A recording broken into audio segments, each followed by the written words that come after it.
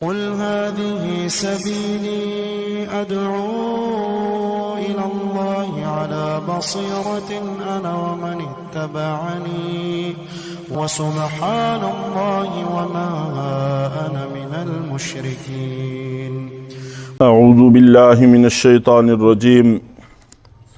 بسم اللہ الرحمن الرحیم۔ کل کے سبق میں، کل کے درس میں سفر کے حوالے سے کچھ باتوں کا تذکرہ ہوا تھا۔ سفر میں اللہ رب العزت نے اپنے بندوں کی سہولت کے لیے کچھ رخصتیں، کچھ سہولتیں عطا فرمائی ہیں، جن میں سے روزے کی سہولت بھی ہے کہ سفر میں آدمی روزہ چھوڑ سکتا ہے، کوئی گناہ کی بات نہیں ہے، بعد میں اس کو قضا کر لے، اور اگر رکھ لے تو ظاہر ہے کہ بہت اچھی بات ہے، رمضان کی برکات اس کو حاصل ہوں گی، لیکن بہرحال چھوڑنے کی اجازت ہے۔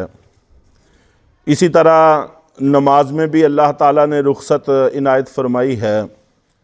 4 رکعت والی نمازیں جیسے ظہر، عصر اور عشاء،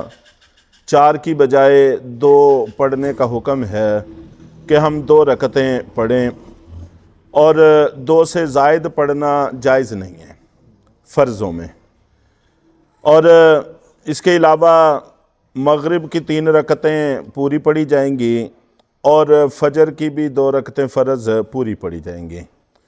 اور اللہ کے نبی صلی اللہ علیہ وسلم فجر کی سنتوں کا بھی اہتمام سفر میں، حضر میں فرمایا کرتے تھے، اس لیے سفر میں جہاں تک ممکن ہو سکے فجر کی سنتوں کا بھی اہتمام کر لینا چاہیے، لیکن بہرحال اگر چھوڑ دی جائیں تو اس میں بھی کوئی گناہ کی بات نہیں ہے۔ فرضوں میں پابندی ہے کہ 2 ہی پڑھی جائیں، سنتوں میں اجازت ہے، طبیعت آمادہ ہو اور مشقت نہ ہو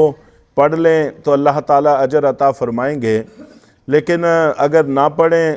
چاہے وقت کی تنگی کی وجہ سے، مشقت کی وجہ سے، یا سہولت موجود ہے پھر بھی نہ پڑھیں تو کوئی گناہ کی بات نہیں ہے، کوئی حرج کی بات نہیں ہے۔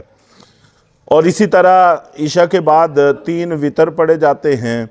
تو وہ بھی 3 ہی پڑھے جائیں گے، ان میں بھی قصر نہیں ہوتی۔ اور آج کل کے حساب سے تقریباً 78 کلومیٹر سفر بنتا ہے۔ اپنی سفر کے آغاز سے لے کر جہاں پر ہم نے پہنچنا ہے، تو اگر درمیانی مسافت 78 کلومیٹر ہے تو پھر سفر کے احکام لاگو ہوں گے، اگر 78 کلومیٹر سے کم ہے تو پھر سفر کے احکام لاگو نہیں ہوں گے۔ اور جس وقت آدمی اپنے شہر کی متصل آبادی سے باہر نکل جاتا ہے، وہاں سے قصر کا حکم شروع ہوتا ہے۔ شہر کے اندر، شہر کی حدود میں سفر شروع ہونے کے باوجود قصر نماز نہیں پڑھ سکتا بندہ، بلکہ اڈے میں یا اڈے کے آس پاس شہر کے اندر کسی پٹرول پمپ پہ نماز پڑھتے ہیں تو وہاں پر پوری پڑھیں گے۔ شہر کی حدود سے نکل جائیں تو پھر قصر کا حکم شروع ہو جاتا ہے۔ پہلے زمانوں میں شہر بڑے بڑے نہیں ہوتے تھے، چھوٹے شہر ہوتے تھے۔ آج کل شہر کافی بڑے بڑے ہو گئے ہیں اور آبادی بھی کافی دور تک چلتی ہے، تو آج کل وہ چوکیاں ختم ہو گئی ہیں، لیکن ان کے نشانات اب بھی باقی ہیں کہ شہر سے نکلنے والے ہر روڈ پر ایک چوکی بنی ہوتی تھی، چنگی بھی اس کو کہتے تھے، مصول وغیرہ وہاں وصول کیا جاتا تھا۔ تو وہ چوکیاں جب آدمی نکل جائے تو پھر شہر کی حدود ختم سمجھی جائیں گی، اور وہاں سے اس کے بعد اگر کسی جگہ رک کے نماز پڑھتے ہیں تو قصر نماز پڑھ سکتے ہیں۔ اور اسی طرح وطن کس کو کہتے ہیں یہ بات بھی ہمیں سمجھنی چاہیے کہ وطن عام طور پر ہمارے شناختی کارڈ پر بھی لکھا ہوتا ہے، ایک مستقل پتہ اور دوسرا عارضی پتہ۔ بعض لوگوں کے شناختی کارڈ پہ 2 پتے لکھے ہوتے ہیں، تو یہ دونوں وطن ہوتے ہیں۔ ایک وطن اصلی اس کو کہتے ہیں، مستقل پتہ جہاں انسان پیدا ہوا، انسان کے والدین ہیں، انسان کا گھر بار ہے، اور جہاں پر وہ مستقل رہتا ہے، یہ اس کا مستقل پتہ ہے اور مستقل وطن ہے، وطن اصلی اس کو کہتے ہیں۔ جب تک اس جگہ کو باقاعدہ چھوڑ نہ دے تو اس وقت تک جب بھی وہاں جائے گا پوری نماز پڑھے گا۔ اور دوسرا وطن عارضی ہوتا ہے، جس کو ہم وطن اقامت سے بھی تعبیر کر لیتے ہیں، جیسے انسان کام کاج کے لیے کہیں گیا ہوا ہے،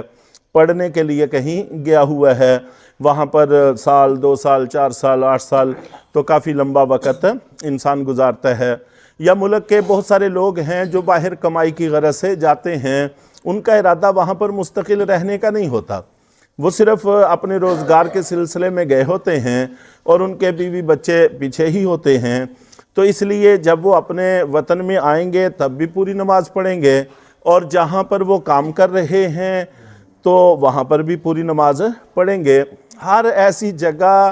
جہاں پر 15 دن یا اس سے زائد ٹھہرنے کا ارادہ ہو وہ وطن اقامہ کہلاتا ہے، اسی کو عارضی پتے سے بھی آج کل تعبیر کر دیتے ہیں، تو وہاں پر بھی جب جائے گا تو پوری نماز پڑھے گا۔ اور اگر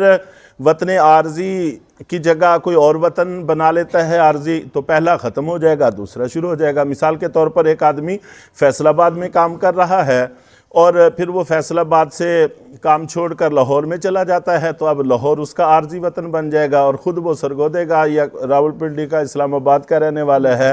تو وہ جگہ ان کی مستقل اور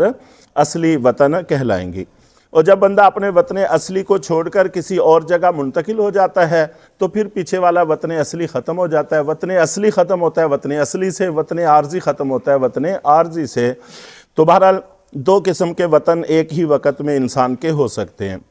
کچھ لوگ ہمارے ملک کے باہر مستقل چلے جاتے ہیں، وہ کبھی کبھی آتے ہیں ملنے کے لیے اپنے عزیز و اقارب کو، تو اگر ان کی نیت مستقل باہر ہی رہنے کی ہے تو پھر وہ ان کا وطن اصلی ہوگا، اور یہاں پر جو وہ آتے ہیں وہ ملنے کے لیے آتے ہیں، یہاں اگر 15 دن سے زیادہ ٹھہریں گے تو پوری نماز پڑھیں گے، اگر 15 دن سے کم ٹھہریں گے تو پھر پوری نماز پڑھنے کی ضرورت نہیں ہے، پھر قصر پڑھیں گے۔ اور اسی طرح ایک مسئلہ اس میں یہ بھی ہوتا ہے کہ امام کا مسافر آدمی مقیم کا امام بن سکتا ہے، مقیم آدمی مسافر کا امام بن سکتا ہے، تو دونوں صورتیں جائز ہیں، لیکن دونوں میں ایک تھوڑا سا فرق ہے۔ اگر امام مسافر ہو اور مقتدی اس کے پیچھے پوری اپنا مقیم ہوں، تو امام کو چاہیے کہ اب 2 رکعتوں پر سلام پھیر دے اور پھر اعلان کر دے کہ ہم مسافر لوگ ہیں، آپ اپنی نماز پوری کر لیں۔ تو جو پیچھے مقیم ہیں وہ کھڑے ہو کر اپنی نماز پوری کر لیں گے، 2 رکعتیں جو ان کی رہ گئی ہیں ان کو مکمل کر لیں، سلام نہ پھیریں بلکہ اٹھ کر اپنی نماز مکمل کر لیں۔ اگر امام مسافر ہو تو وہ 2 پڑھ کر سلام پھیر دے، مقتدی اگر اس کے پیچھے کوئی مقیم ہیں تو وہ کھڑے ہو کر سلام کے بعد اپنی رہی ہوئی رکعتیں پوری کر لے، جیسا کہ آج کل ہم عام طور پر اگر رکعتیں رہ جائیں تو سلام کے بعد کھڑے ہو کر پوری کرتے ہیں، اسی طریقے سے مقیم لوگ اپنی نماز پوری کر لیں۔ اور اگر اس کے برعکس ہو، امام مقیم ہو اور مقیم امام کے پیچھے مسافر آدمی نماز پڑھے، تو اس میں مقیم جو مقتدی ہے وہ اپنے امام کی اقتداء کرے گا، جیسے مقیم امام پوری پڑھے گا تو اس کو بھی چاہیے کہ اس کے پیچھے پوری پڑھے، 2 پر مقتدی سلام نہ پھیرے۔ جب امام مقیم ہو اور اس کے پیچھے مسافر مقتدی ہو تو مقتدی 2 پر سلام نہ پھیرے بلکہ اپنے امام کے ساتھ پوری نماز پڑھے۔ چنانچہ ہم سفر پر جاتے ہیں کسی جگہ، مقیم لوگوں کے پیچھے نماز پڑھنے کا اتفاق ہوتا ہے، اور کثرت سے یہی صورت پیش آتی ہے۔ ہم علاقے کی مسجد میں نماز پڑھتے ہیں تو فرض پورے پڑھے جائیں گے، سنتوں میں اختیار ہے، اگر دل آمادہ ہے تو پڑھ لیں، نہیں آمادہ تو نہ پڑھیں، تو نہ پڑھنے پر کوئی گناہ نہیں ہے، اگر پڑھیں گے تو اس پر ثواب حاصل ہوگا۔ اور ایک مسئلہ اس میں اہم قضا کا بھی ہے کہ ہمیں قضا کیسے کرنی چاہیے۔ سفر کی حالت میں بھی نماز قضا ہو جاتی ہے، رہ جاتی ہے، تو جو سفر کی حالت میں نمازیں قضا ہوئی ہیں تو وہ اپنے علاقے میں آ کر گھر میں اگر ان کی قضا پڑھیں گے تو سفر کی قصر ہی قضا کریں گے، اور اگر اپنی جگہ پر رہتے ہوئے آدمی کی کچھ نمازیں چھوٹ گئی ہیں، سفر میں اس کو مہلت مل گئی، موقع مل گیا، وہاں اور کوئی کام نہیں ہے، فرصت ہے، تو اس کے جی میں آیا کہ میں اپنی رہی ہوئی کچھ نمازیں پڑھ لوں، تو اپنے گھر میں رہی ہوئی نمازیں وہاں پر قضا کرے گا، تو ان میں قصر نہیں ہوگی بلکہ پوری پڑھے گا۔ اور یہ فیصلہ کہ کون سی نماز ہماری قصر قضا ہوئی ہے اور کون سی مقیم والی قضا ہوئی ہے، یہ فیصلہ وقت کے آخری حصے سے ہوگا۔ ہم کسی بھی نماز کے وقت کا آخری حصہ جہاں گزارتے ہیں اسی کا اعتبار کیا جائے گا۔ مثال کے طور پر ظہر کا وقت ہے، اور ظہر کا وقت شروع ہو گیا تھا، اس کے بعد ہم نے سفر شروع کیا، نماز نہیں پڑھی، اور آخری وقت جب ظہر کا نماز کا وقت ختم ہوا ہے اس وقت ہم سفر میں تھے، تو پھر قضا میں اگر پڑھیں گے تو قصر ہی پڑھیں گے، کیونکہ آخری وقت ہمارا سفر میں گزرا ہے۔ اور اگر ہم ظہر کے وقت میں سفر کر کے آ رہے تھے، گھر پہنچ گئے، ابھی ظہر کی نماز کا وقت باقی تھا، تو ایسے میں ہم اپنے گھر پہنچ گئے، گھر پہنچنے کے بعد نماز نہیں پڑھ سکے اور وقت گزر گیا، تو اب مقیم والی پڑھے گا قضا میں، یعنی پوری قضا کرے گا، تو آخری حصے کا اعتبار ہوگا۔ تو یہ اگر مسئلہ الجھا نہیں ہے تو بات ہماری مکمل ہو گئی ہے۔ اگر مسئلہ یہ آخری الجھ گیا ہے تو ایک دفعہ پھر اس کو دہرایا جا سکتا ہے، وہ یہ کہ جب ہم قضا کرتے ہیں تو سفر کی حالت کی قضا شدہ نمازیں قصر ہی قضا ہوں گی، چاہے گھر میں آ کر قضا کریں۔ اور اگر سفر میں ہم وہ نمازیں قضا کرتے ہیں جو ہماری گھر میں قضا ہو گئی تھیں تو پوری قضا کریں گے، اس میں قصر نہیں ہوگی۔ اور قضا میں اور اسی طرح پوری پڑھنے میں قصر میں فیصلہ آخری وقت کا ہوگا۔ نماز کا وقت جہاں پر ہمیں ختم ہوا ہے، جس حالت میں ختم ہوا ہے اسی حالت کا اعتبار ہوگا۔ اگر ہمارا نماز کا وقت سفر کی حالت میں ختم ہوا ہے تو بعد میں ہم اس کی قضا قصر کی ہی کریں گے، اور اگر آخری وقت گھر میں ختم ہوا ہے تو پھر اس کی پوری قضا کریں گے۔ تو اللہ تعالی ہم سب کو عمل کی توفیق عطا فرمائے۔